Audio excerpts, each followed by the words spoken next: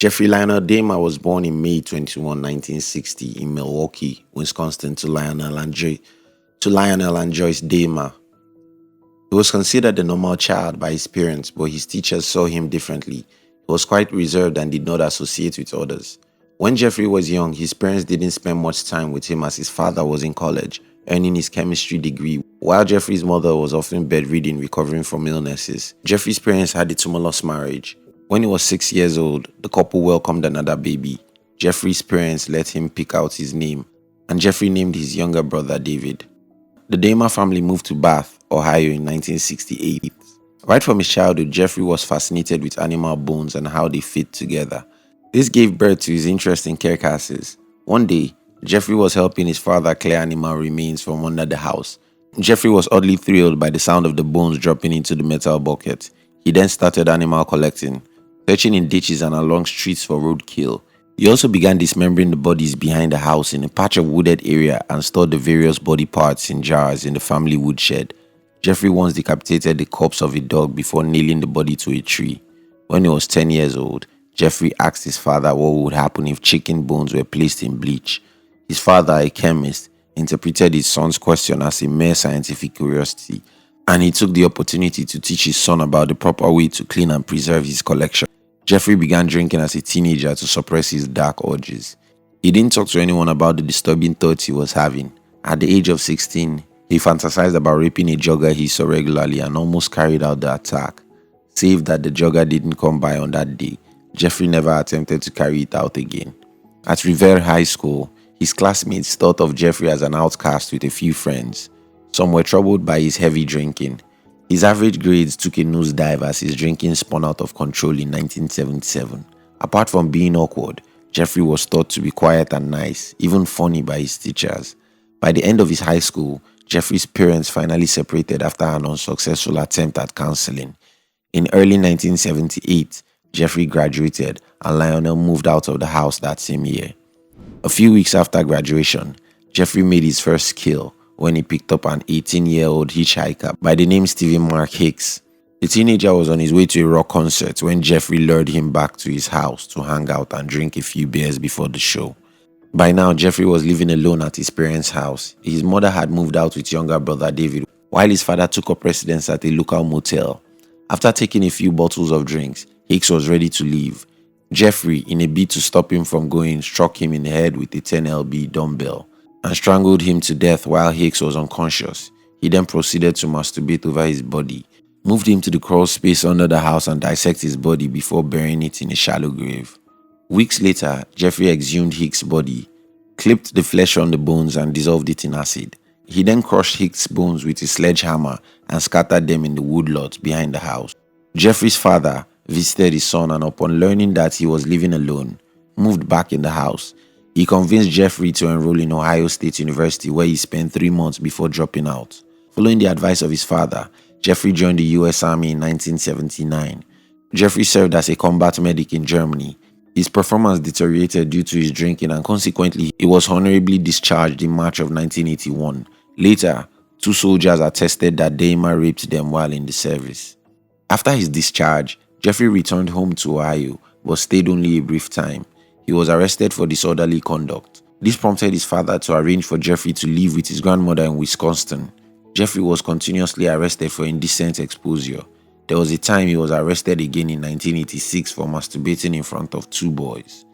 In September of 1987, Jeffrey killed his second victim, Stephen Tomey.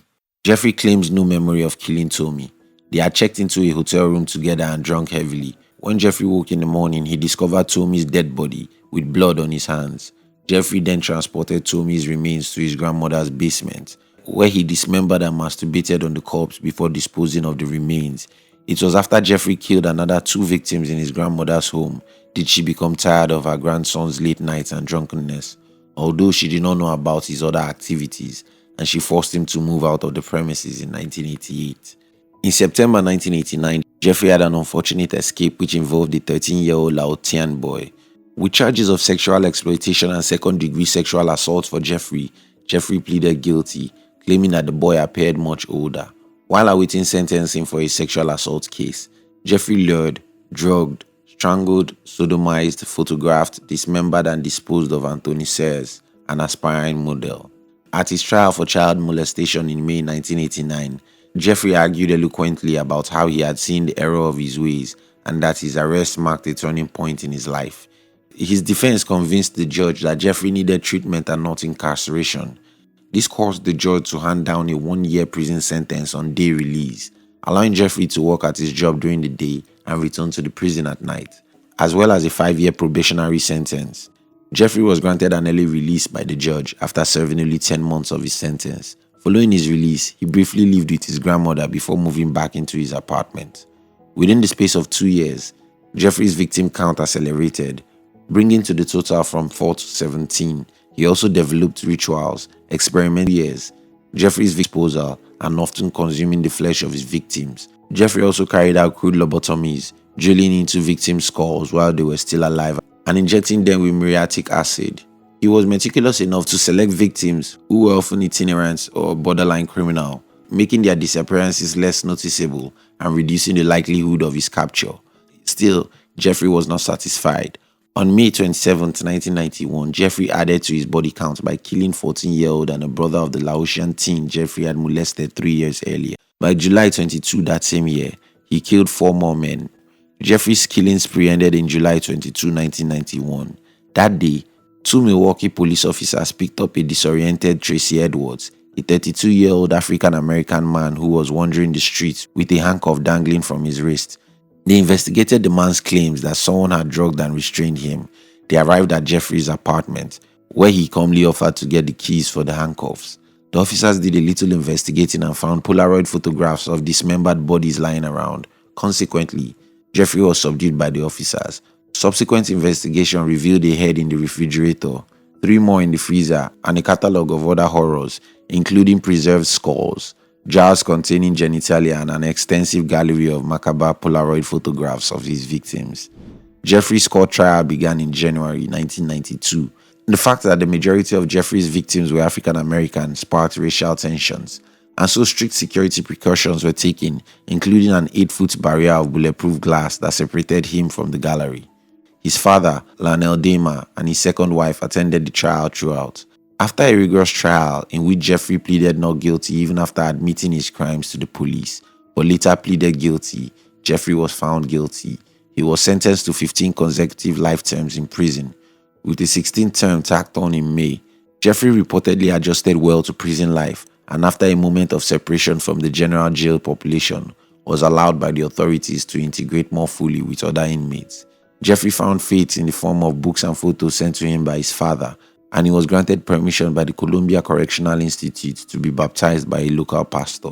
In November 28, 1994, following his inclusion in regular work details, Jeffery was assigned to work with 2 other convicted murderers, Jesse Anderson and Christopher Scarver. After they had been left alone to complete their tasks, guards returned to find that Christopher had brutally beaten both Jeffery and Jesse with metal bar from prison weight room. Jeffery was pronounced dead after approximately 1 hour. Jesse succumbed to his injuries days later.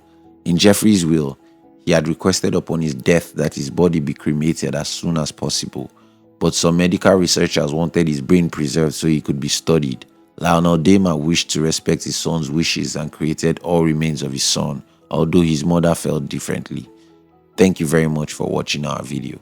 We'd like to give you another interesting video for you to enjoy next. But before then, our team will be very happy if you can like this video and share it with your friends on social media. If you're new here, don't forget to subscribe so you don't miss other exciting videos like this. Look at your screen now to see 2 other videos we handpicked for you to enjoy next.